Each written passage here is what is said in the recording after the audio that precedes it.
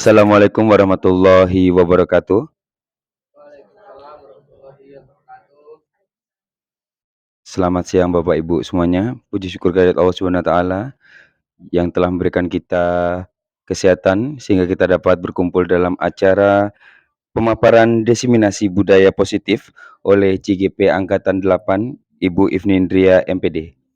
Selawat beriring salam tak lupa juga kita hadiahkan kepada pucuk junjungan umat Islam sedunia yakninya Nabi Muhammad SAW yang telah membawa kita dari zaman jahiliyah ke zaman Islamiyah. Sebelum acara pemaparan diseminasi budaya positif kita mulai, alangkah baiknya mari kita dengarkan doa yang akan disampaikan oleh Bapak Wafik. Kepada Bapak Wafik disilakan.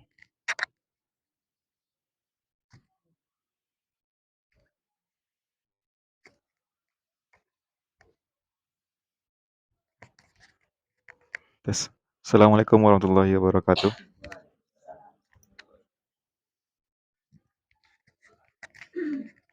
Sebelum kita berdoa, marilah kita acungkan tangan sesuai dengan kepercayaan masing-masing. Auzubillahi minasyaitonirrajim. Bismillahirrahmanirrahim. Ya Allah, ya Tuhan kami, pada kesempatan kali ini kami mengadakan acara rangkaian seminar budaya positif di ruangan akreditasi SMA 1 Kota Solo. Berkahilah acara kami ini, lancarkanlah acara kami ini ya Allah, mudahkanlah segala urusan kami, dan berkahilah amal dan ibadah kami pada kesempatan kali ini. Mari kita baca Al-Fatihah secara bersama-sama. Bismillah.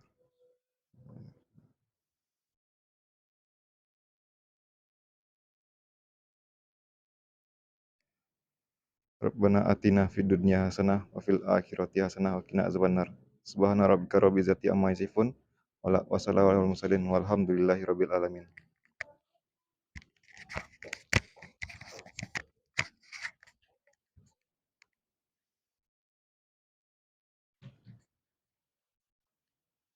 Terima kasih diucapkan kepada Bapak Wafik yang sudah memimpin doa pada kesempatan kali ini. Baiklah, selanjutnya kita minta kesediaannya kepada Ibu CGP Angkatan 8, Ibu Ifnindria untuk dapat memaparkan diseminasi budaya positif. Kepada Ibu Ifnindria, disilakan. Terima kasih. Assalamualaikum warahmatullahi wabarakatuh.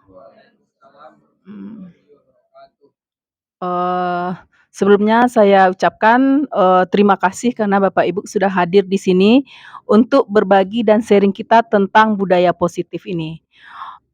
Kita di sini hanya bukan mengajari, bukan, tetapi kita saling berbagi ilmu, saling sharing. Nanti kita akan berdiskusi bagaimana nanti ke depannya pendidikan kita ini. Untuk kali ini kita akan membahas tentang budaya positif. Nah, ini dilatar belakangi karena kita lihat dan mungkin mulai dari karakter anak ya, dari karakter anak, bagaimana sikap anak. Nah, dari sini kita mungkin sebagai seorang manusia, sebagai seorang guru itu akan mempunyai emosional. Nah, jadi untuk pemaparan ini kita mungkin akan berpikir, "Oh, yang idealnya seperti ini pendidikan itu, yang idealnya seperti ini bagaimana seorang guru itu untuk mengajar." Nah, jadi anak ini istilahnya di dalam di dalam pendidikan itu, guru itu menghamba kepada anak, yaitu guru itu berpihak kepada anak. Nah, jadi kita lihat slide-slide demi slide ini nanti kita akan diskusi bersama bagaimana realitanya, bagaimana yang idealnya, lalu bagaimana solusi jika ada permasalahan-permasalahan yang istilahnya tidak berpihak kepada murid gitu. Kita lihat di sini itu tentang budaya positif. Nah, terlebih dahulu kita lihat apa sih budaya positif itu? Nah, seperti apa budaya positif itu? Nah, seperti kami juga di sini juga belajar, kami juga dibimbing baik secara online maupun offline-nya. Nah, kami akan mencoba untuk berbagi istilahnya sharing dengan Bapak Ibu, bagaimana kita bisa melaksanakan pembelajaran kita. Nah, yang budaya positif itu yaitu budaya positif terwujudnya dan nilai-nilai kebajikan yang universal yang ditanam di lingkungan sekolah di sini. Jadi budaya positif itu sangat perlu diterapkan dalam lingkungan sekolah. Hal ini disebabkan karena budaya positif dapat membuat peserta didik merasa aman dan nyaman dalam proses pembelajaran dan pada lingkungan sekolah. Jadi di sini kita simpulkan juga budaya positif itu dapat mendorong murid untuk berpikir, bertindak dan menciptakan sebagai proses memerdekakan diri sehingga menjadi lebih bertanggung jawab dan mandiri. Jadi kita mengajarkan hal-hal yang baik. Jadi istilahnya di dalam budaya positif itu tidak ada paksaan, tidak ada istilahnya yang tekanan.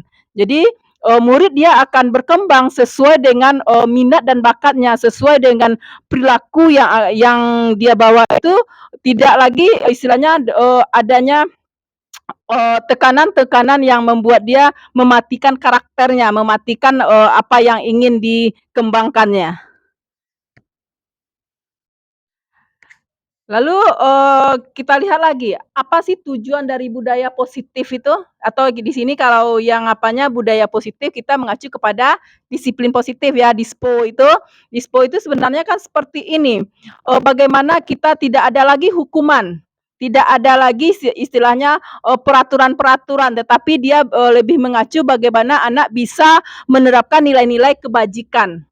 Nah, di sini katanya disiplin positif, kita lihat juga secara teorinya, tujuan penerapan disiplin positif adalah agar terbentuknya murid yang memiliki karakter, disiplin, santun, jujur, peduli, bertanggung jawab, dan merupakan pembelajar sepanjang hayat sesuai dengan standar kompetensi lulusan yang diharapkannya. Jadi disiplin positif itu atau penerapan disiplin positif itu berdasarkan kata-kata yang positif tadi, kata-kata kebajikan tadi, itu yang akan kita kembangkan ke anak. Tidak boleh istilahnya melarang ya, tidak boleh istilahnya menekan. Misalnya tidak boleh masuk. Nah, itu tidak dibenarkan di dalam kita mencari kata-kata yang positif, kata-kata istilahnya yang bisa mengajak sehingga dia menimbulkan satu nilai kebajikan gitu. Selanjutnya nanti disiplin positif, nah ini ada juga yang dikemukakan oleh ahli yaitu William Glasser tentang teori kontrol. Jadi katanya di sini, Anda tidak bisa mengontrol orang lain, namun Anda hanya bisa mengontrol diri Anda sendiri. Jadi intinya kita misalnya kalau kita ditekan, bisa enggak, misalnya kita ditekan orang lain, ada enggak kesadaran yang tumbuh itu dari diri kita? Pasti ya, walaupun kita melakukan sesuatu tentu dengan keterpaksaan. Tetapi kalau yang namanya kontrol diri itu istilahnya ikhlas melakukannya gitu, memang datang dari hatinya tanpa ada tekanan, tanpa ada paksaan. Nah, itu akan terlaksana dengan baik. Nah, juga akan menciptakan suasana hati dalam pembelajaran nanti ya, Bu Dek ya, akan istilahnya maksimal dia belajarnya, maksimal dia dalam berpikirnya. Tapi kalau dalam tekanan ya kan orang yang tertekan kan bisa kita lihat. Nggak bisa dia mengembangkan potensi yang ada pada dirinya gitu. Jadi kalau anak udah biasa ditekan, disuruh, diperintah, potensi diri anak tidak akan berkembang. Tapi kalau kita berikan yang tadi katanya menurut William Glasser-nya, Anda tidak bisa mengontrol orang lain, namun Anda hanya bisa mengontrol diri Anda sendiri. Jadi kesadaran yang ditumbuhkan di dalam DISPO ini sebenarnya. Kesadaran ke dalam diri anak, kesadaran kepada diri murid itu bagaimana dia bisa membelajarkan dirinya. Nah, di sini katanya disiplin itu belajar mengontrol diri dengan mengali potensi agar kita mencapai tujuan, yaitu menjadi orang yang mulia berdasarkan nilai-nilai yang kita hargai dan diyakini. Jadi yang saya katakan tadi juga betul, nilai-nilai itu tumbuh dia berasal dari hati nurani tanpa ada paksaan. Murid itu kita samakan dengan diri kita. Seandainya seorang murid, atau diri kita diperintah orang lain bagaimana? Kita ingin menyuruh orang, dia berbeda ya, berbeda nadanya, berbeda istilahnya menyadarkan atau memerintah itu dia akan berbeda, tetapi dia mempunyai tujuan yang sama. Gitu. Misalnya perintah, kerjakan itu. Itu kan satu kata perintah bagi kita, tetapi bagaimana kita kalau kita kerjakan, kita coba dulu, itu kan akan berbeda intonasinya, tujuannya sama ndak? Nah, sama. Jadi istilahnya di sini, apa nih, teori kontrol ini mengatakan bahwa kita itu manusia itu hanya bisa mengontrol dirinya sendiri, dia nggak bisa mengontrol orang lain. Nah itu.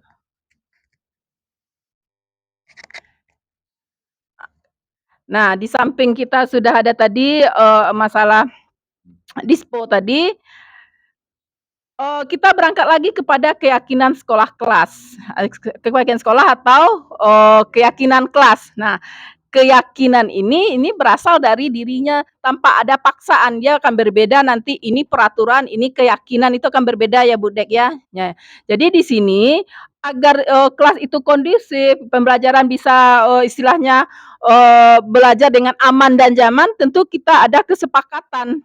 Nah, dari kesepakatan tuh dulu kita memulai dari keyakinannya, kira-kira apa sih yang akan diyakini dalam kelas ini? Apakah yang akan bisa membuat murid itu dia belajar nyaman, tetapi itu bukan dari kita, dari mereka, kita tumbuhkan dari mereka.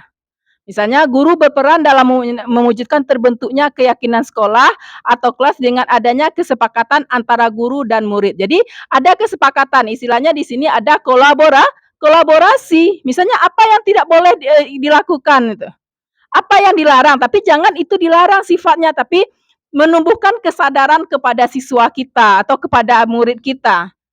Nah, kita sepakati kira-kira apa sih, kita mulai di aturan dulu, peraturan. Apa sih peraturan yang harus kita, laksanakan di kelas ini?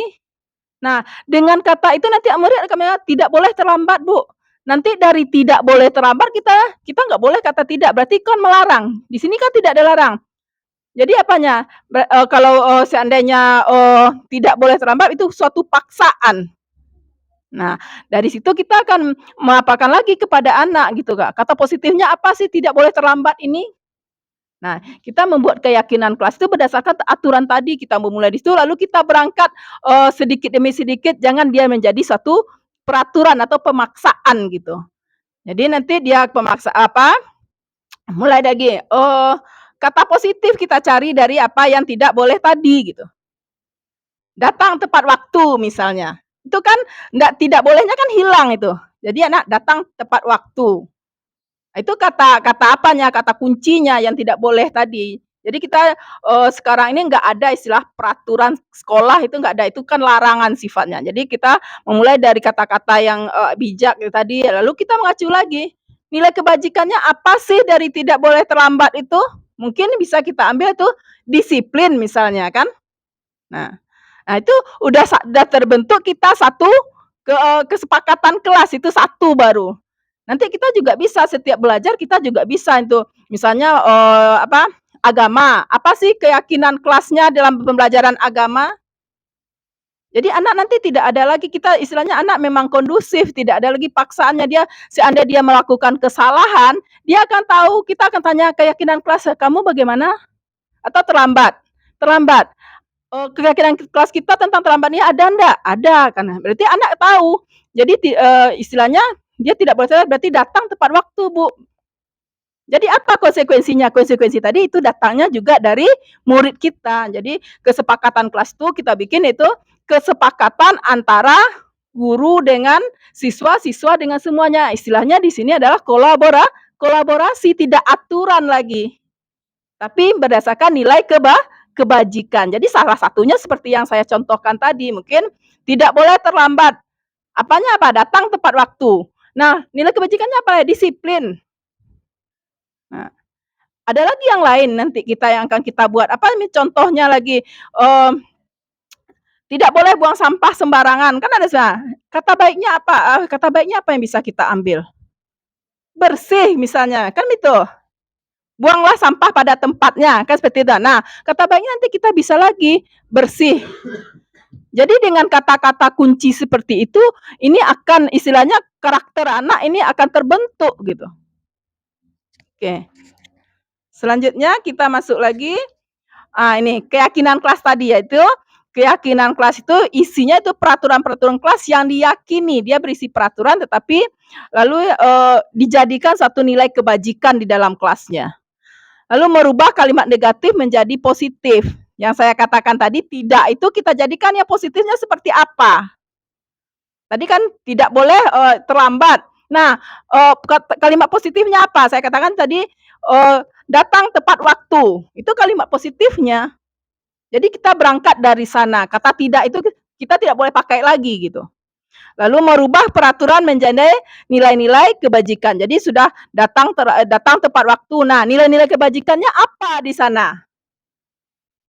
Misalnya disiplin, berarti dia sudah disiplin, dia datang tepat waktu, dia tidak terlambat, berarti kan disiplin nilai kebajikannya. Jadi nanti lalu ada lagi pendalaman keyakinan kelas tampak seperti tidak tampak. Nah, misalnya kalau dia datang terlambat kan nampak itu. Tampak enggak yang terlambat? Iya, tampak gitu. Tidak tampak ada juga enggak ya? Misalnya dia, ada sesuatu yang disembunyikannya atau istilahnya, perilakunya ini berdasarkan perilaku ya, Bu Dek, ya. Ketidakjujuran misalnya, kan tidak tampak dia mencontek kan nggak nampak itu. Apa yang nilai kejujurannya kurang. Nah itu, yang tahu kan diri dia sendiri atau dia ibadahnya misalnya. Itu kan tidak tampak gitu. Nah, jadi itu yang nampak itu dapat kita, istilahnya kita apakan sekali, kita, evaluasi sekali, kita tanya sekali gitu. Tapi yang tidak tampak itu hanya kita bisa untuk bagaimana anak mempunyai suatu keyakinan. Lalu pendalaman kelas, tugas saya dan tugas kamu. Nah, ini nilai-nilai kebajikan ini contohnya tadi itu, peduli misalnya, keterus-terangan, bersih tadi ya saya katakan tadi nilai-nilai kebajikan, bersih ya tidak buang sampah, pada tempatnya. Berarti kebersihan itu nilai kebajikannya. Keterus-terangan ini misalnya jujur ya, misalnya, tidak boleh mencontek atau tidak, istilahnya jujur gitu ya. Jadi keterus-terangan bisa juga seperti itu. Lalu nanti ini yang semua nilai-nilai kebajikan ini bisa kita kembangkan menjadi kebajikan kelas nanti. Bisa kita lihat itu. Semangat, kedermawanan, kejujuran, belas kasih. Ini nanti kita kembangkan di kelas, kita beri anak itu nanti, apa kesepakatan kelas kita. Peraturan kelas dulu ditanyakan, setelah peraturan kelas baru kita lihat, bagaimana, kata-kata positif yang bisa kita kembangkan nanti. Nanti dia berujung pada nilai-nilai kebajikan ini. Jadi biasanya, sekarang kalau setiap, kegiatan orang sudah ada kesepakatan ya, kesepakatan misalnya, ada, suatu Zoom atau itu nah, apa kesepakatan belajar kita. Nah, kalau bisa sekarang kita udah bikin itu, bagaimana, setiap mata pelajaran itu punya kesepakatan belajarnya, punya kontrak kerja dengan kelas atau dengan, si murid kita di dalam kelas. Nah, dari apa ini nanti kita istilahnya dari, kelas ini nanti bisa berkembang lagi menjadi sekolah gitu. Jadi nggak ada anak yang terlambat lagi karena apa, kita tinggal lagi istilahnya, mengeksploitasi anak seandainya mereka terlambat, bagaimana tanya gitu, ditanya, "Bagaimana terlambatnya?" Lalu setelah itu, ada ndak yang kita punya, istilahnya, kebajikan kelas ndak? Atau kebajikan sekolah kita apa? Tentang terlambat nih. Makanya nanti anak dia akan tahu, dia akan istilahnya, dia akan sadar dengan apa yang dilakukannya. Jadi istilahnya di sini bagaimana menyadarkan anak, murid kita di dalam, istilahnya bagaimana pemberlakuannya terhadap pembelajarannya. Nah, yang selanjutnya ada lagi teori kontrol menurut William Glasser, semua perilaku memiliki tujuan. Ini terhubung dengan teori motivasi itu, motivasi. Nah, ini ada lagi kita lihat lagi motivasi perilaku manusia. Yang pertama untuk menghindari ketidaknyamanan hukuman, motivasi eksternal. Jadi sekarang nggak ada lagi istilahnya hukuman. Nah, cuma saya juga tertarik juga ya ada, peristiwa yang di Payakumbuh masalah guru ya. Oke. Itu kira-kira bagaimana kita sebagai guru itu. Di sisi lain bagaimana perilaku, istilahnya peranan orang tua gitu. Selanjutnya untuk menjadi orang yang mereka inginkan dan menghargai diri sendiri dengan nilai-nilai yang mereka percayakan jadi motivasi itu ada 2, motivasi internal dan motivasi eksternal. Jadi sebagai guru kita perlu menghindari hukuman dan pemberian penghargaan berlebihan agar meminimalkan motivasi eksternal dan murid. Jadi pemberian hadiah itu sebenarnya nggak boleh gitu. Karena ini anak, dia akan, termotivasi hanya karena, saya akan dikasih hadiah, tapi, belajarlah kita memberi istilahnya motivasi itu secara memang dorongan dari dalam diri anak kita gitu. Lalu ada lagi teori kontrol William Lazarnya model berpikir menang-menangan, juga ada seperti itu ya Bu Dek ya, anak itu akan bersaing ya, tapi sekarang kita jangan ada persaingan-persaingan yang apa, jangan karena, anak itu hanya karena, ingin menang, ada yang kalah, kan seperti itu akan merusak juga bagi anak, secara apanya, secara psikologisnya, itu nggak sehat jadinya bagi anak kita. Lalu yang keempat, kolaborasi dan konsesi penciptaan hal-hal baru.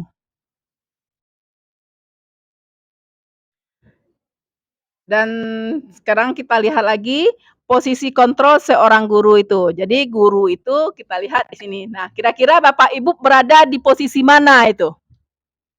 Dalam pembelajaran gitu kan ada posisi kontrol itu ada 5 ya Bu Dek ya. Nah, kira-kira Bapak Ibu sekarang ini berada di posisi mana? Yang idealnya yang mana gitu? Pemantau, apalagi? Sebagai teman, iya. Yang tidak bolehnya yang mana? Yaitu yang penghukum dan membuat rasa bersalah. Ini akan, berpengaruh kepada psikologis anak nantinya kalau kita penghukum itu anak akan pendendam jadinya nanti. Kalau, membuat rasa bersalah, nah ini anak akan merasa penyesalan-penyesalan yang akan membuat, istilahnya psikologisnya kurang baik gitu. Lalu sebagai teman, teman ini juga ada kelemahannya sebenarnya. Tetapi tidak apa juga karena, kadang kala kalau udah temannya seperti ini, murid hanya terpaku kepada satu guru nanti. Kalau ke yang lain dia nggak segan dia jadinya, hanya mungkin karena dia merasa berteman, nah itu jadi tidak merata. Lalu yang itu kalau sebagai pemantau saya rasa juga, bagus, lalu manajer itu. Nanti dalam penghukuman ini istilahnya, ketika anak berbuat salah ini bagaimana posisi kontrol seorang guru ini yang 5 ini biasanya. Nah kita kadang, di mana kita, memposisikan diri kita. Yang idealnya itu sebagai manajer itu, ditanya dulu, dicarikan jadi anak dia bisa, menyelesaikan masalahnya sendiri, dia tahu dia salah, apa solusi bagi dirinya. Nah, itu istilahnya nanti, kita, sebagai guru atau sebagai manajer itu kita membimbing itu. Nah, itu jadi posisi kontrol seorang guru itu ada ya Fitri ya. Nah, itu posisinya. Nah, nanti, Fitri nanti bisa belajar juga nanti kalau CGP ya Bu Dek. Nah, kadang kita dengan belajar seperti ini kita merasa, "Nah, berarti saya seperti apa?" Gitu. Mungkin kalau saya pribadi ya dulunya mungkin barusan takwi kan, seperti itu kita kan, tapi sekarang tidak seperti itu lagi. Bagaimana kita bisa merangkul anak, membimbing anak, lalu bagaimana dia bisa melaksanakan pembelajaran sesuai dengan bakat dan minatnya. Nah, ini kita lihat lagi ya, tadi sudah saya jelaskan ya. Seorang penghukum bisa menggunakan hukuman fisik maupun verbal. Ini ke posisi guru, ini kan ada yang terjadi pemukulan, istilahnya, mungkin juga kita, istilahnya penghukuman itu bukan hanya fisik saja, secara verbal, mungkin dengan kata-kata kita. Nah, itu akan menyakiti anak gitu. Selanjutnya, orang-orang yang menjalankan posisi penghukum senantiasa mengatakan bahwa sekolah memerlukan sistem atau alat yang dapat lebih menekan murid lebih dalam lagi. Lalu guru seperti ini senantiasa percaya hanya ada satu cara agar pembelajaran bisa berhasil, yaitu cara dia. Ini yang penghukum, dia sesaat saja gitu kalau yang penghukum tuh, istilah frontal saja, tanpa ada, tanpa dibayangkannya dulu gitu. Misalnya terlambat anak langsung disuruhnya, berjemur, ya itu kan salah satu, ciri guru penghukum itu tidak dibolehkan sebenarnya.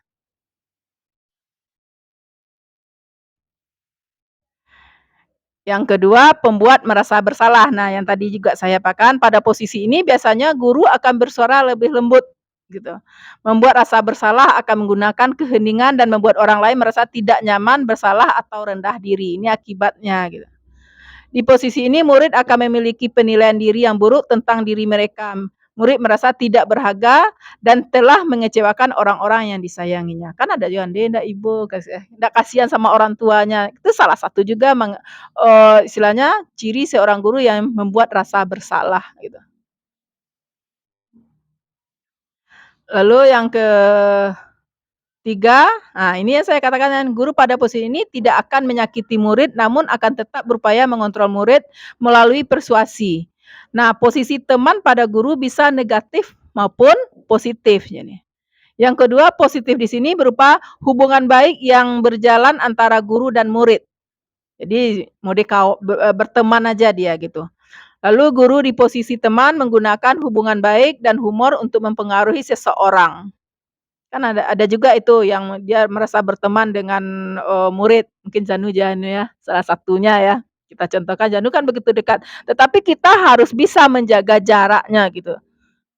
Lalu hal negatif dari posisi teman adalah bila suatu saat guru tersebut tidak membantu, maka murid akan kecewa dan berkata itu. Karena dia sudah merasa dekat, tahu-tahu tidak dibantu. Nah, ini akan menimbulkan hal yang negatif gitu. Lalu ada hal lain yang mungkin timbul adalah murid hanya akan bertindak untuk guru tertentu dan tidak untuk guru lainnya. Murid akan tergantung pada guru tersebut. Yang saya katakan tadi, murid hanya dia, kalau ada misalnya Mas Anu, dia segan Mas Anu sama Mas Anu aja dia mengikuti kata-kata Mas Anu, ya guru lain nggak diindahkannya. Itu salah satunya hal negatif tentang, guru sebagai teman ini. Nah, ini yang selanjutnya, pemantau. Guru berada posisi pemantau murid. Murid sudah mengetahui konsekuensi atas perbuatannya. Misalnya kamu udah terlambat, kamu-kamu aja, berarti itu salah satu, pemantau itu. Kemarin masih terlambat, sekarang terlambat. Berarti itu memposisikan guru sebagai pemantau atau pengamat itu.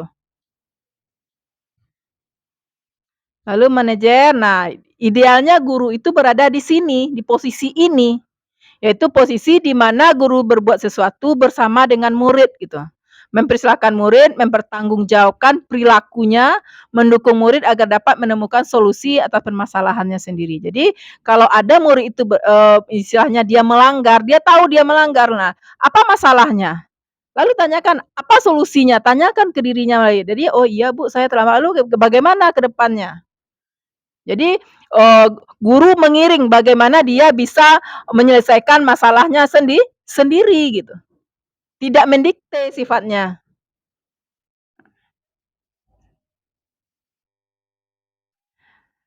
Nah, di sini kita lihat lagi, yang saya katakan tadi juga, posisi kontrol seorang guru terbaik adalah sebagai manajer. Jadi guru mempersilahkan murid untuk bertanggung jawab atas tindakannya dan mendukung murid menemukan solusi permasalahannya sendiri.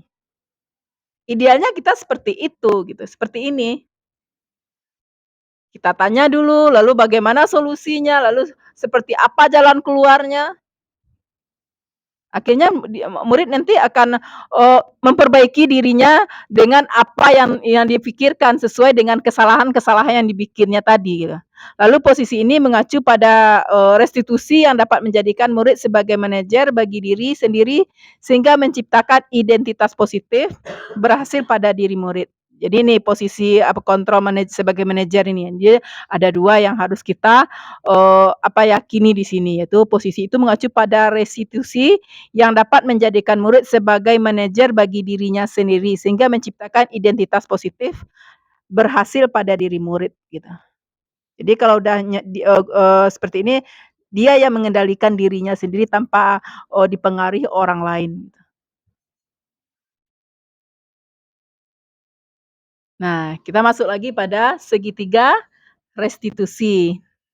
Nah, dalam pengambilan posisi kontrol manajer, guru menggunakan segitiga restitusi untuk menyelesaikan permasalahan yang terdiri dari 3 tahap. Jadi, posisi manajer tadi itu ada 3 tahap, yaitu restitusi itu bukan hukuman ya, Bu Dek ya, tapi bagaimana dia bisa menyelesaikan masalahnya. Yang pertama itu menstabilkan identitas. Menstabilkan identitas, mungkin kita istilahnya memanggil anak terlebih dahulu, menanyakan, bagaimana, dia bisa melakukan sesuatu hal yang, dianggapnya tidak, dianggapnya salah, kan seperti itu. Lalu bagaimana validasi tindakan yang salah tadi, setelah dia berbuat salah, apa yang harus dia lakukan. Dia tahu bahwa perbuatan itu salah, heeh. Jadi kita mengiring anak ke sana, lalu menanyakan lagi, kalau sudah seperti ini bagaimana keyakinannya gitu. Misalnya kelas, dia tadi, terlambat saya contohkan tadi ya, anak terlambat. Nah, kita bagaimana dia bisa, kenapa dia terlambat? Tanyakan alasannya dulu. Setelah tanyakan alasannya terlambat nanti, bagaimana pula dia nanti bisa supaya dia tidak terlambat lagi. Lalu nanti kita tanya, "Kita punya keyakinan kelas enggak?" Punya kan itu. Nah, yang terlambat itu ada ndak di dalam keyakinan kelas kita? Kita tanya, jadi dia tahu kalau dia melakukan satu kesalahan atau dia mengingkari kebajikan kelas yang telah disepakati gitu. Nah, ini namanya, segitiga restitusi ya, Bu Dek, ya, kita juga belajar, kita sebenarnya saya juga baru ini ilmunya, tetapi setelah saya saya pikir-pikir iya juga gitu. Untuk apa kita marah-marah ke anak orang kan seperti itu. Jadi ini solusinya, kita mengajarkan anak, nah inilah, bagaimana kita bisa, membentuk karakter anak di sini. Nah, seperti ini segitiga restitusinya, yaitu pertama yaitu kamu tentu punya alasan mengapa melakukan itu. Jadi kita istilahnya, bertanya kepada anak, kenapa dia terlambat? Kan seperti itu, kita tanya dulu. Lalu, adakah cara yang lebih efektif untuk mendapatkan apa yang kamu butuhkan? Jadi, apa caranya agar dia tidak terlambat lagi gitu, gitu. Selanjutnya setiap orang pasti pernah melakukan kesalahan, ini baru bimbingan dari, dari, seorang guru gitu. Nah, seperti keyakinan kelas apa yang telah disepakati. Nah, jadi kita, menanyakan keyakinan, menstabilkan identitas, validasi tindakan yang salah itu. Nah, ini sudah ada cara-cara kita, langkah-langkahnya sudah ada di sini. Jadi kita mencoba nanti kita coba praktekkan seperti apa di kelas, berhasil nggak kita di dalam pembelajaran itu nanti? Benar nggak? Bagaimana kita peraturan kalau kita bikin itu banyak yang melanggarnya. Tapi kalau, eee segitiga restitusi ini yang kita laksanakan, peraturan itu tidak akan pernah karena dia merupakan istilahnya bukan peraturan lagi ya, Bu Dek, ya, tapi nilai kebajikan ya. Nah, jadi dari kebajikan itu kan datang dari siswa kita juga gitu. Nah, seperti itu. Nah, ini ada lagi teori disiplin positifnya, teori kontrol William Glaser, kebutuhan dasar manusia ini, bertahan hidup, lalu adanya kasih sayang, kebebasan, kesenangan, lalu penguasaan gitu. Nah, kita lihat kebutuhan bertahan hidup. Kebutuhan bertahan hidup ini atau survival adalah kebutuhan yang bersifat fisiologis untuk bertahan hidup, misalnya kesehatan, rumah, dan makanan. Kebutuhan biologis sebagai bagian dari proses reproduksi termasuk kebutuhan untuk tetap bertahan hidup. Ini yang kebutuhan apa nih, kebutuhan manusia ya. Lalu kasih sayang dan diterima, istilahnya kebutuhan untuk diterima. Ini istilahnya alami ya, Bu Dek, ya. Yang namanya kebutuhan untuk disayangi dan diterima meliputi kebutuhan akan hubungan dan koneksi sosial, kebutuhan untuk memberi dan menerima kasih sayang, dan kebutuhan untuk menjadi bagian dari suatu kelompok. Bagaimana dia bisa diterima di dalam komunitasnya, bisa diterima di dalam kelompoknya, atau lebih apanya lagi, bisa diterima di dalam kelasnya oleh teman-temannya. Yang kedua yaitu kebutuhan ini juga meliputi keinginan untuk tetap berhubungan dengan orang lain seperti teman, keluarga, pasangan hidup, teman kerja, binatang peliharaan, dan kelompok di mana kita tergabung. Jadi ini mungkin rasa ya, rasa yang ada pada diri manusia ya. Setiap orang ingin disayang, ingin diterima, itu hal yang manusiawi sekali gitu. Lalu pengusahaan kebutuhan atas kemampuan. Nah, kebutuhan ini berhubungan dengan kekuatan untuk mencapai sesuatu, menjadi kompeten, menjadi terampil, diakui atas prestasi dan keterampilan kita, didengar dan memiliki rasa harga diri. Istilahnya nih harga diri. merasa kita itu, istilahnya ada diterima oleh orang tentu dengan, eee, istilahnya kita didengarkan, kita mempunyai kelebihan. Nah, setiap orang ingin menonjolkan hal itu gitu. Setiap manusia pasti itu. Lalu kebutuhan ini meliputi kebutuhan ingin dianggap berharga, bisa membuat perbedaan, bisa membuat pencapaian kompeten, diakui, dihormati. Ini meliputi self esteem dan keinginan untuk meninggalkan pengaruh. Jadi ingin dihargai setiap manusia itu pasti itu. Begitu juga dengan siswa kita. Ada enggak kadang kita sebagai guru istilahnya anak merasa tidak dihargai? Ada, mungkin dengan kata-kata istilahnya dengan kata-kata verbal.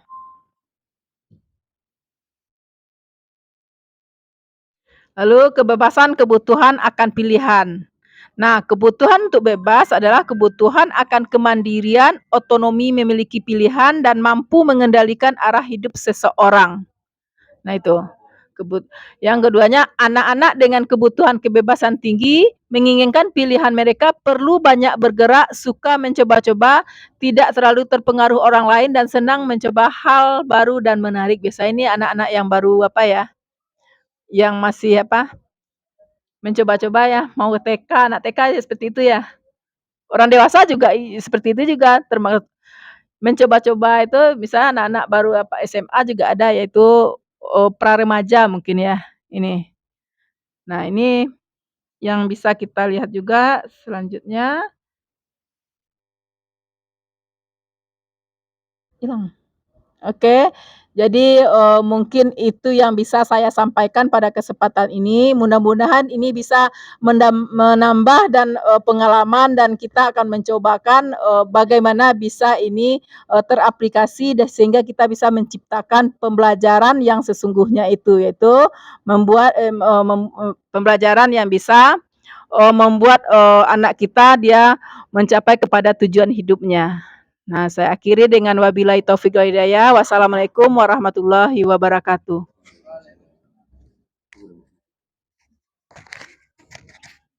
Baik, terima kasih diucapkan kepada Ibu CGP Angkatan 8, Ibu Ifnindria MPD. Semoga apa yang disampaikan tadi bisa kita terapkan pada sekolah kita dan bisa menjadi, motivasi buat kita ke depannya supaya lebih baik lagi. Saya selaku pembawa acara mohon maaf jika ada salah-salah kata atau perilaku yang kurang berkenan. Saya akhiri dengan wassalamualaikum warahmatullahi wabarakatuh.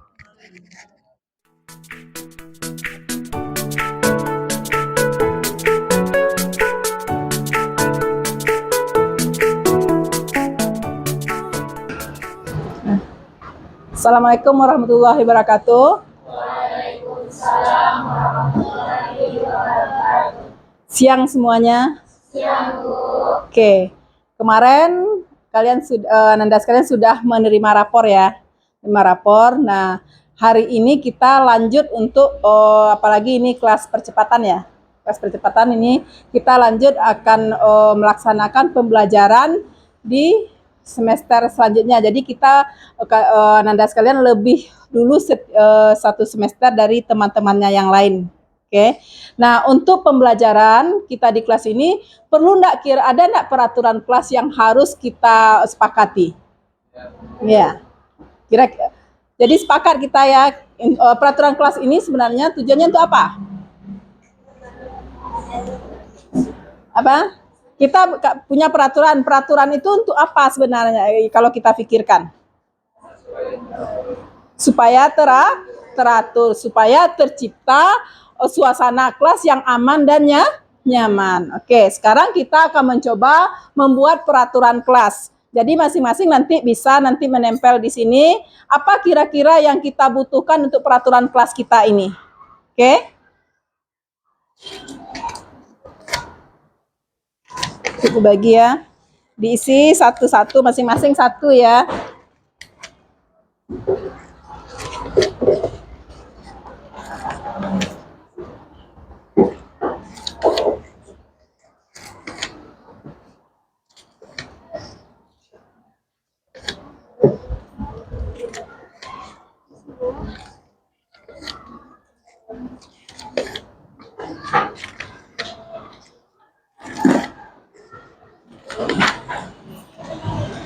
Oke, coba Ananda bikin kira-kira apa yang tidak boleh di kelas ini yang kita lakukan gitu. Apa peraturan yang akan kita sepakati? Coba masing-masing bikin minimal satu orang satu aturan.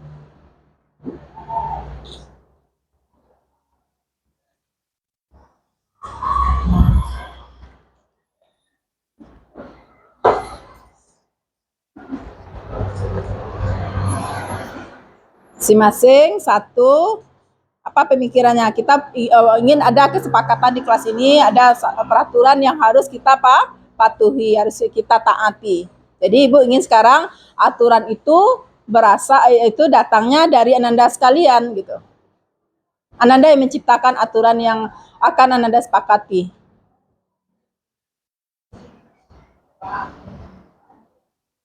Coba pikirkan, apa kira-kira?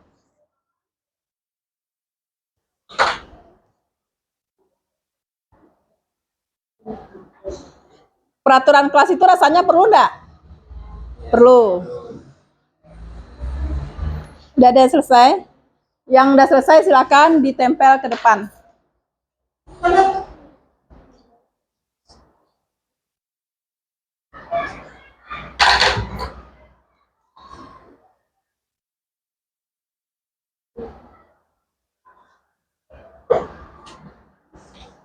Ya. Tempel di sini.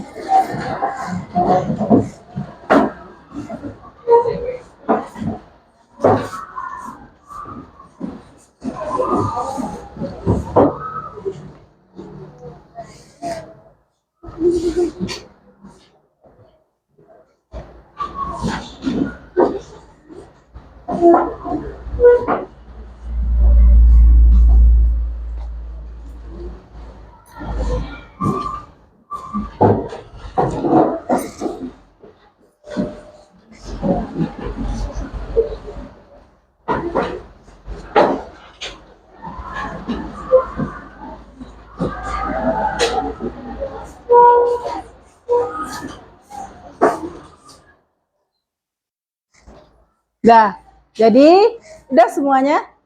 Jadi ini kita lihat ya apakah kita sepakat atau tidaknya, kita lihat satu-satu ini tentang peraturan kelas kita.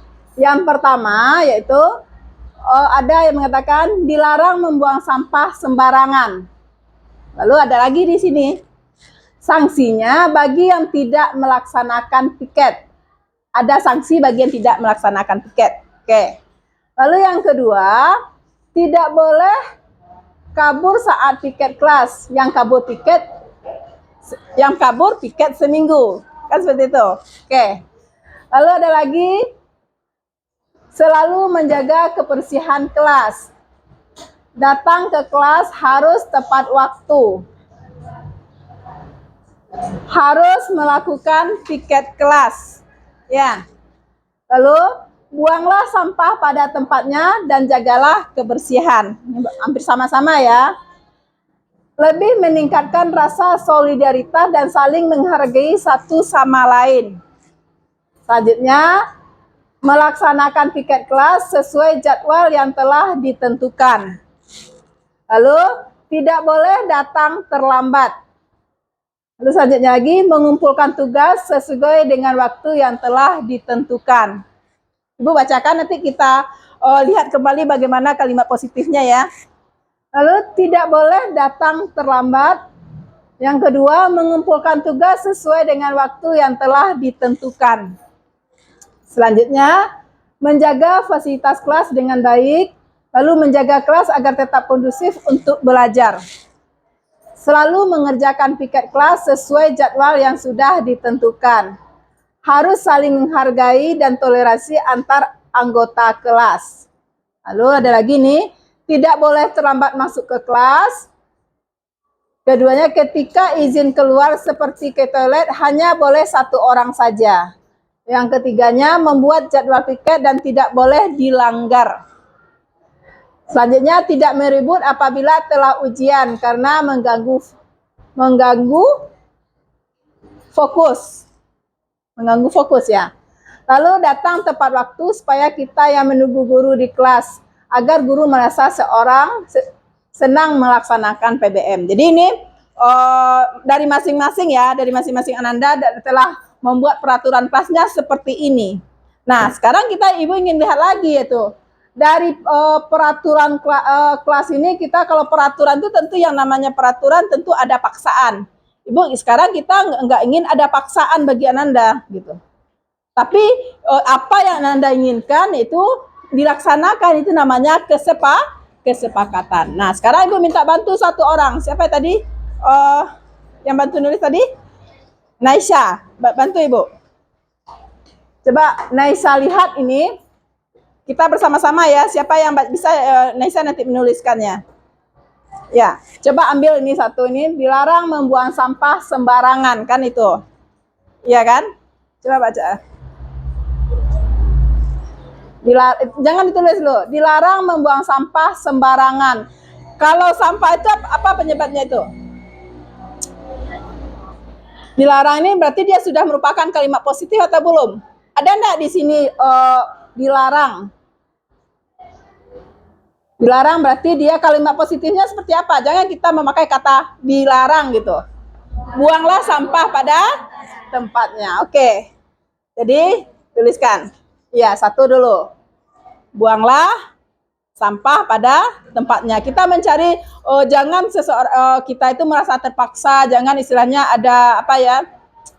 Ada larangan-larangan yang kalau yang adanya larangan orang pasti ingin melanggar larangan kan seperti itu. Kan dia melaksanakan dengan tekanan dan terpaksaan. Kita sekarang berupaya jangan ada larangan tapi dengan adanya kesadaran. Nah, kita carikan kalimat positifnya kira-kira seperti apa. Jadi di sini buanglah sampah pada tempatnya. Udah sesuai enggak? Dilarang membuang sampah. Mana yang bagus? Buanglah sampah pada tempatnya. Mana yang lebih apa bahasanya? Apa pada tempatnya. Jadi dia tidak ada perintah, tidak ada larangan, tapi dia akan menumbuhkan satu kesadaran pada diri kita. Begitu di kelas ini. Jadi kesadaran kelas yang dimintanya ini. Oke? Lalu yang kedua apa tadi? Tidak boleh kabur saat sanksi bagi yang tidak melaksanakan piket. Sanksi yang tidak melaksanakan piket. Jadi laksanakan piket. Bagaimana piket? Apa kira-kira kalimat positifnya nih? Sanksi bagi yang tidak bagian piket laksanakan. Apa? Jangan sanksi. Di sini buanglah sampah. Jadi laksanakan piket sesuai dengan ya. Jadi apanya kan ini di sini kan ada sanksi bagi yang tidak melaksanakan piket. Apa kira-kira yang apanya agar orang tidak merasa terperintah?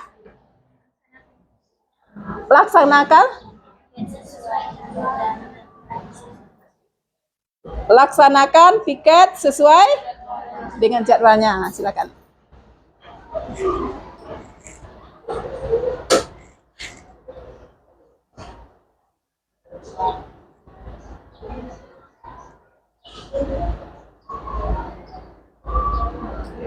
Sesuai jadwal.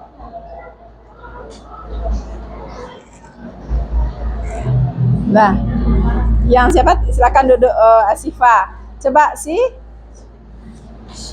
Ya. Namanya nggak ada nampak. Oke, cuma ambil satu. Apa ya? Kira-kira ini kalimat positifnya apa? Coba baca dulu.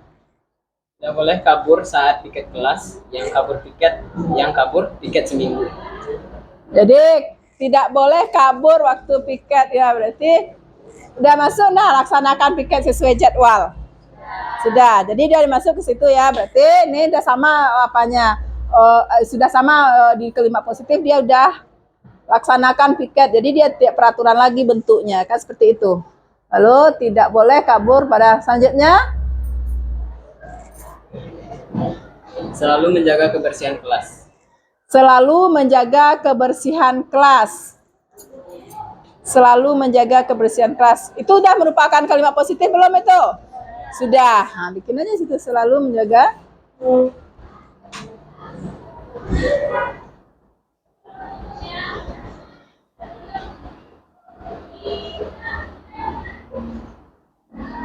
kebersihan.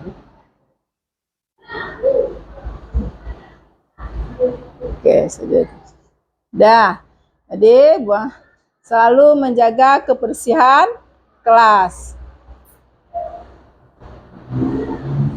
Ini masih menjaga kebersihan kelas. Sudah ada apa belum itu? Sudah sama ya. Oke.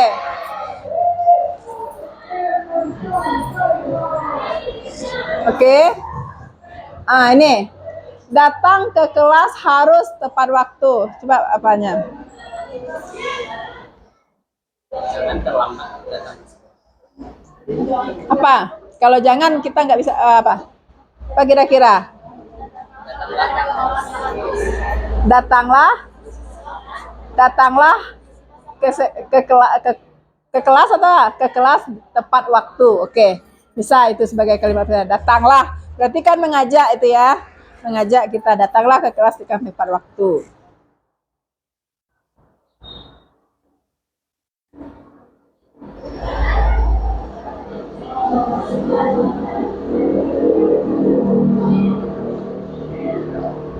Oke. Coba duduk. Siapa lagi? Fajri.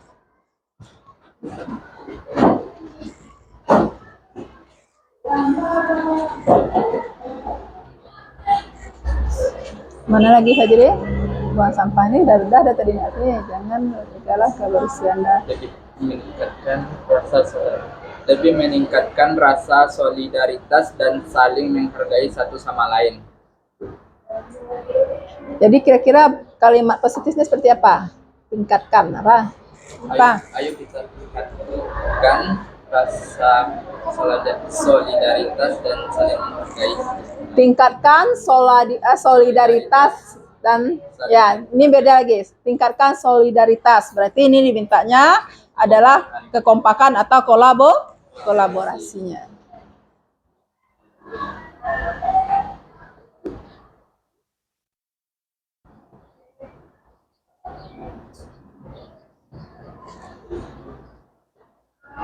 Nah, selanjutnya apa lagi? Menghargai satu sama lain. Itu udah saling ini kan udah saling menghargai ya. Ya. Di sini 6. Saling menghargai.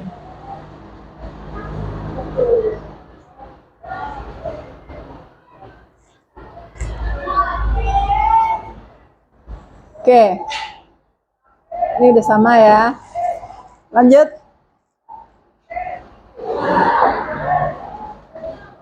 Ambil, carikan nanti kalimat positifnya apa yang tepatnya. Jadi jangan istilahnya ini bersifat paksaan, ini bersifat perintah, tetapi kesadaran yang akan kita tumbuhkan dengan kalimat positif kita ini. Oke. Mana yang lagi?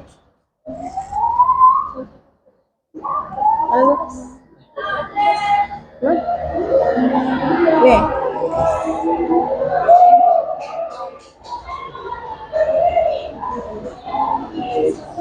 Tidak boleh datang terlambat, datang tepat waktu. Sudah nak? Sudah. Ambil apa nih? Mengumpulkan tugas sesuai dengan waktu. Kumpulkan tugas apanya? Apa kalimatnya? Mengumpulkan tugas sesuai dengan waktu yang telah ditentukan. Apa kalimat positifnya?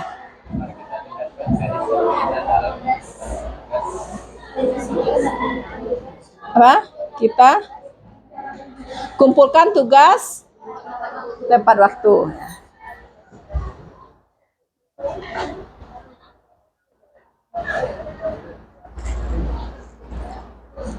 Jadi kalian tidak perlu berdoa.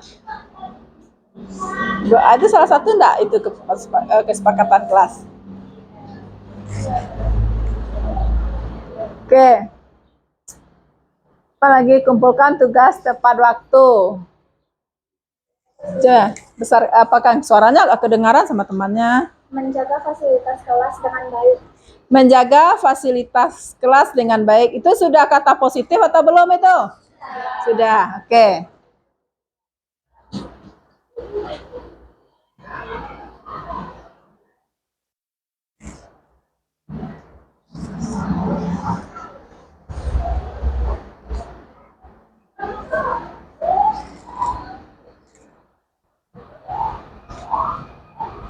Oke, duduk. Selanjutnya.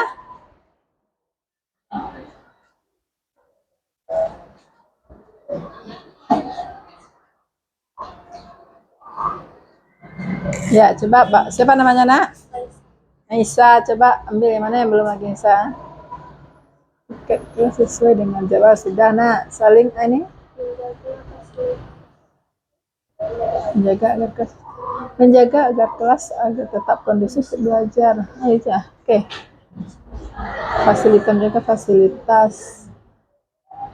Ini ada menjaga kelas agar tetap kondusif untuk belajar.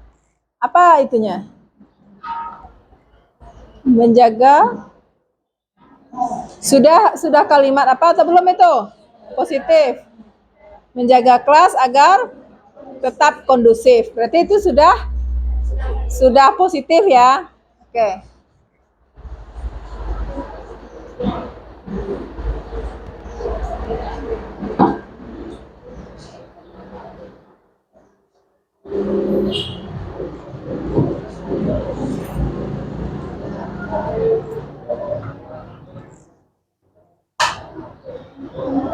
Udah, ya makasih ya Nesa ya, silakan duduk. Siapa ya Nesa?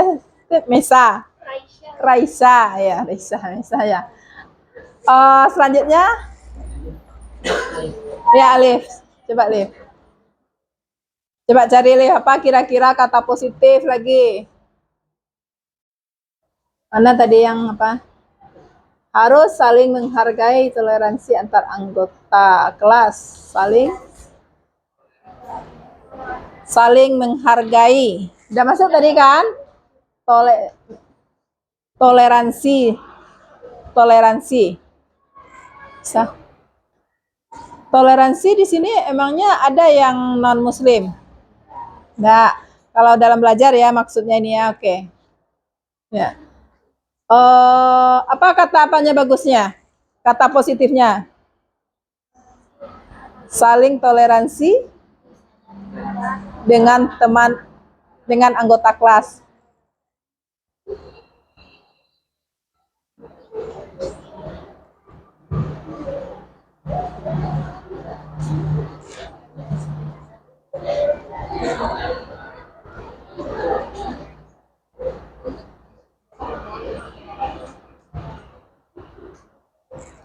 Oke.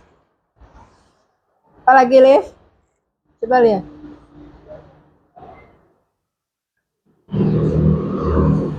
Jadwal piket sudah ada, piket sudah tadi ya.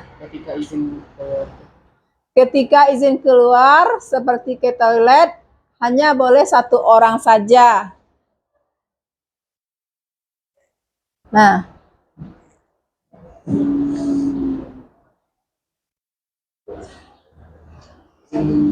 Apa kata positifnya? Ya. Izin ke toilet hanya boleh satu orang saja. Izin ke toilet hanya satu orang saja. Oke.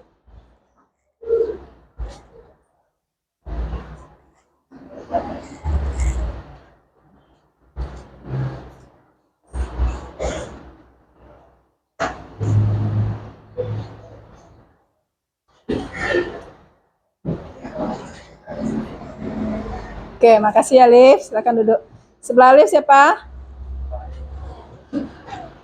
Ya. Mana? Ini lagi nak. Ya. Tidak meribut apabila sedang ujian karena mengganggu fokus. Tidak meribut artinya menjaga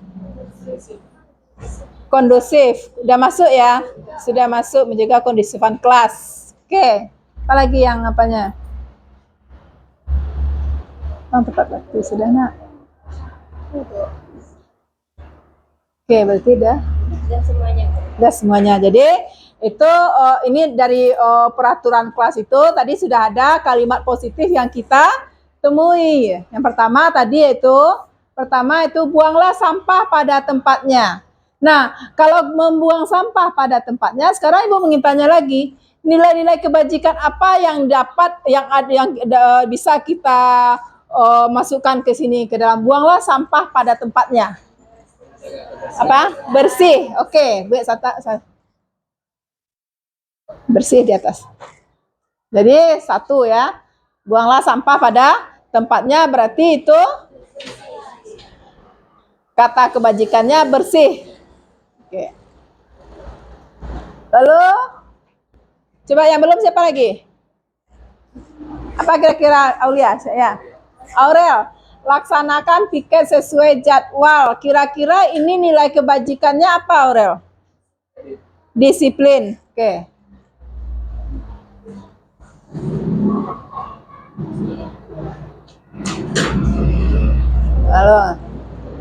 Lalu yang selanjutnya, yang ketiga, masih bersih ya, bisa nyambung dia ya. Yang sebelahnya siapa? Dia datang ke kelas tepat waktu, disiplin, tanggung jawab.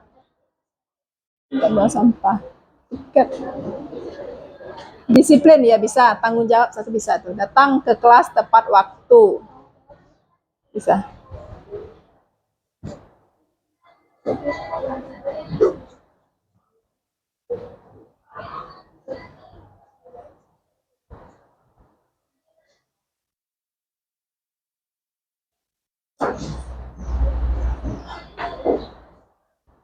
Lalu yang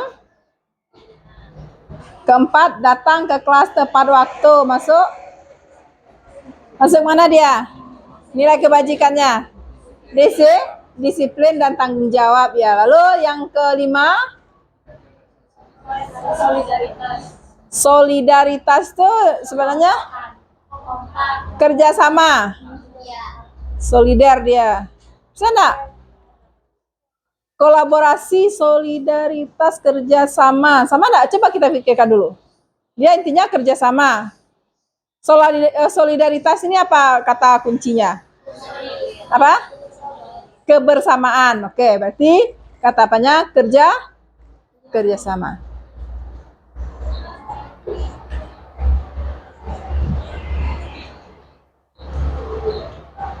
Selanjutnya, saling menghargai. Apa kata kebajikannya? Menghargai.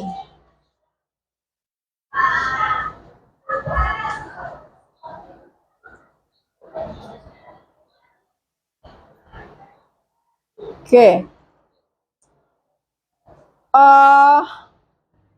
Kumpulkan tugas tepat waktu. Ini sama disiplin. Menjaga fasilitas kelas dengan baik. Apa? Tanggung jawab. Udah masuk ya. Menjaga kelas agar tetap kondusif. Mana dia? Apa? Kondusif, masuk ke tanggung jawab dia atau kemana dia itu? Masuk kerjasama atau gimana? Menjaga kelas agar tetap kondusif. Tanggung jawab ya, masuk ke tanggung jawab dia. Ini toleransi. Saling toleransi dengan anggota kelas. Apa kata kebajikannya? Toleransi. Oke.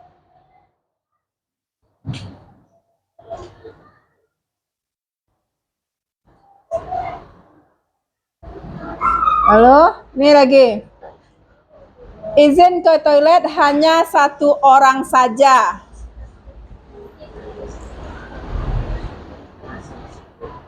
Apa? Tertib. Ya, tertib.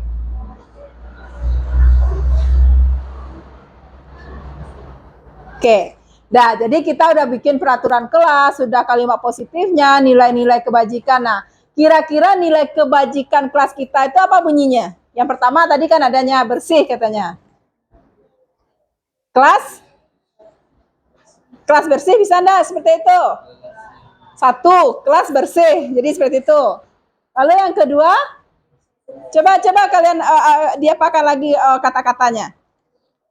Coba kita mau mencari ya apa yang tepatnya kata-kata yang untuk kesepakatan kelas kita ini. Nilai kebajikannya kan sudah ada itu, ada bersih, disiplin, tanggung jawab, kerjasama, menghargai, toleransi, dan tertib. Silakan coba rancang-rancang dulu, apa bagusnya kalimatnya.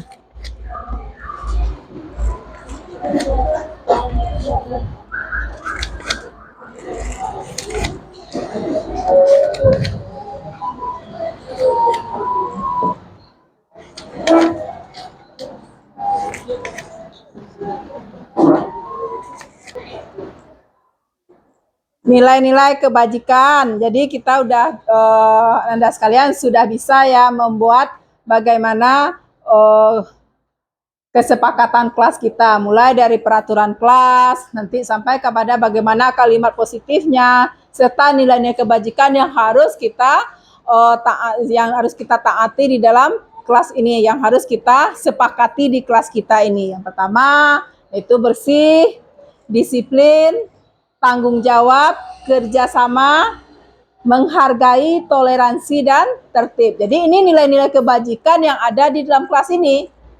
Nah, dari sini nanti ada kesepakatan kelas kita, makanya nanti pembelajaran akan berjalan dengan lancar, dengan aman, kalian nyaman gitu. Oke, coba salah satunya bisa enggak? Kira-kira bersih itu seperti apa? Kalimat yang tepatnya yang kita bikin itu, kelas bersih, menciptakan kelas yang bersih, atau gimana? Menjadi.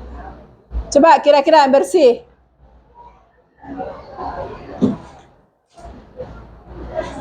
Ayolah semangat kalian. Ya, masa iya nak percepatan gak semangat? Bikin kalimat dengan kata kunci ini, kita bikin kalimat untuk kita bersama. Ya. Misalnya satu kata kunci ini apa? Boleh. Atau satu bersih, buat bersih aja. Jadi kita jadikan nanti yang pertama itu apa? Misalnya menciptakan kelas bersih, misalnya seperti itu. Bersih itu diciptakan enggak? Iya. Coba.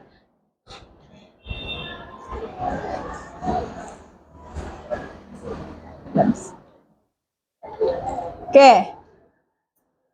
Disiplin, tanggung jawab, kerjasama, menghargai, toleransi. Coba Nesa, tolong Nesa apakan di kalimat ini dulu. Nilai-nilai itu dihubungkan dengan ini, buang sampah pada tempatnya untuk menjaga kebersihan. Oke, jadi ada satu kalimat nyambung enggak dia? Ya kan? Oke. Lalu laksanakan pisket sesuai jadwal untuk meningkatkan kedisiplinan di dalam kelas. Oke. Lalu selalu menjaga kebersihan kelas. Udah sama ya tadi. Oke. Datang ke kelas tepat waktu untuk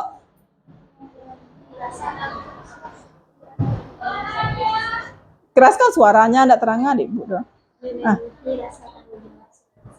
Memenuhi rasa tanggung jawab sebagai siswa. Oke, jadi Anda sekalian sudah bisa membuat kesepakatan kelas dan Ibu berharap kesepakatan kelas kita ini betul-betul dilaksanakan. Jadi kita nanti bertanya ke diri kita kalau kita ada istilahnya melakukan kesalahan, nah nilai kebajikan yang mana yang kita langgar nanti. Oke, bisa?